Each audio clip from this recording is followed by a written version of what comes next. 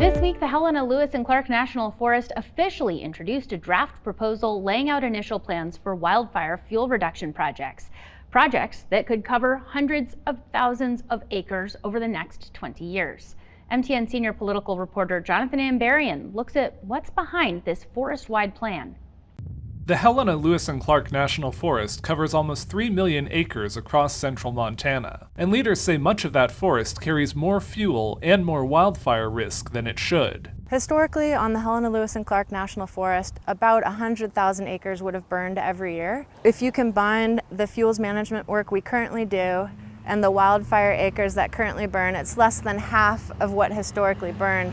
Supervisor Emily Platt says that's the reason for a new prescribed fire project covering almost the entire forest. It calls for thinning and prescribed burns on up to 40,000 acres a year through 2045. When you're able to do this fuels work, your forest is more likely to withstand a wildfire and live through it. If you come to the Vista Point on top of McDonald Pass and take a look to the south, forest leaders say you'll see some of the conditions that they hope the new prescribed fire plan will help them address. You'll see a lot of mortality and you'll see a really contiguous forest. What we want to see is some more openings. That really helps us change wildfire behavior. Randy Saylor, visiting from Arizona, is camping at McDonald Pass, supporting a friend who's hiking the Continental Divide Trail. She said right now she's running into downfall on the trail that she has to get over or around. Saylor says from what he's seen, the forest in this area isn't as dense as some on the west coast, but he believes prescribed fires could be a benefit as long as they're done carefully. If they do it correctly and it burns the debris on the floor without burning